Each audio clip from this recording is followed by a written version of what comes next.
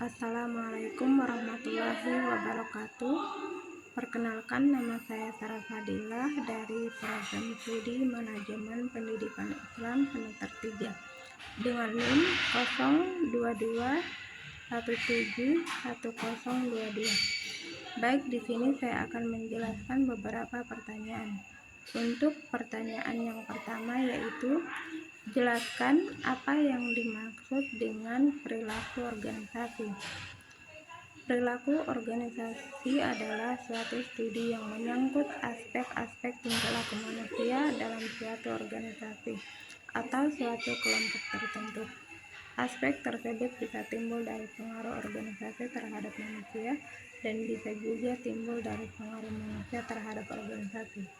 Untuk pertanyaan yang kedua, masing-masing individu dalam organisasi memiliki persepsi berbeda.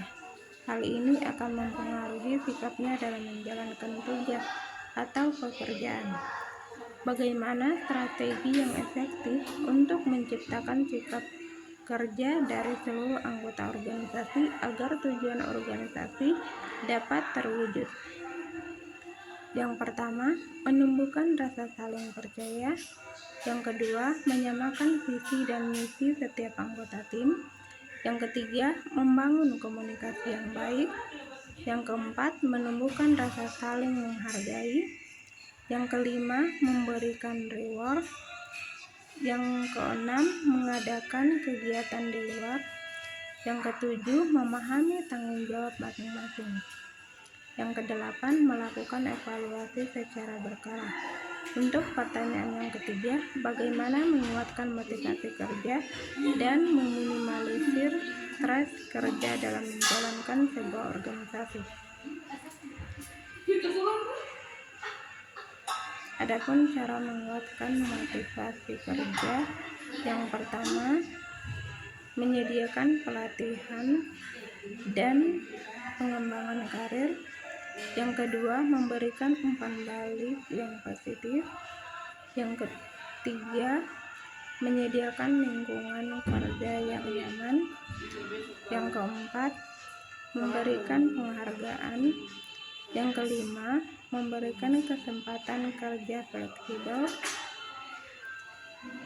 Yang keenam, membuat tujuan dan visi yang jelas. Yang ketujuh, memberikan tanggung jawab yang lebih besar. Yang kedelapan, membuat tim yang solid. Dan bagaimana meminimalisir stres kerja dalam menjalankan sebuah organisasi. Untuk meminimalisir stres kerja dalam menjalankan sebuah organisasi, yaitu yang pertama, melakukan sesuatu yang menyenangkan sebelum bekerja. Yang kedua, rencanakan harimu. Yang ketiga, membuat suasana kerja senyaman mungkin. Yang keempat, ambil jeda ketika bekerja. Yang kelima, kurangi kebiasaan multitasking. Yang keenam, melakukan teknik relaksasi. Yang ketujuh, melakukan journaling. Yang kedelapan, mulai prioritaskan self-care. Untuk pertanyaan yang keempat, jelaskan strategi komunikasi yang efektif bagi pemimpin dalam pengambilan keputusan.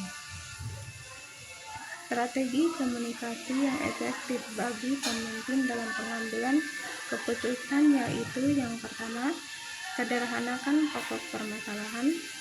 Yang kedua, kendalikan emosi. Yang ketiga, membangun sistem filter. Yang keempat, memanfaatkan kedekatan dengan orang-orang berpengaruh. Yang kelima, membangun kebijaksanaan. Yang keenam, tahu keinginan Anda. Yang ketujuh, pertimbangkan banyak hal sebelum memutuskan. Yang kedelapan, jangan overthinking. Yang kesembilan, gunakan pendekatan holistik. Yang kesepuluh, bentuk tim support. Untuk pertanyaan yang kelima, apa yang Anda pahami tentang budaya organisasi? Adapun yang saya pahami mengenai budaya organisasi adalah suatu kepercayaan dan kebiasaan dalam suatu organisasi yang saling berinteraksi dengan struktur sistem formal satu sama lain untuk menghasilkan norma-norma perilaku organisasi. Dan untuk pertanyaan yang terakhir yaitu bagaimana cara mengelola budaya organisasi untuk mendukung terwujudnya budaya organisasi. Cara mengelola budaya organisasi untuk mendukung terwujudnya budaya organisasi yaitu yang pertama, menerapkan visi dan misi secara bersama. Yang kedua, mengembangkan standar perilaku sebagai nilai-nilai. Yang ketiga, komunikasi secara efektif. Yang keempat, implementasikan melalui pelatihan dan pengembangan. Yang kelima, dukunglah dengan apresiasi dan konsekuensi. Yang ketujuh, evaluasi ke dalam penilaian kinerja secara berkala.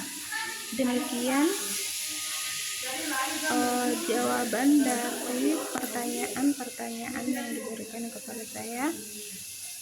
Kurang dan lebihnya mohon dimaafkan. Wassalamualaikum warahmatullahi wabarakatuh.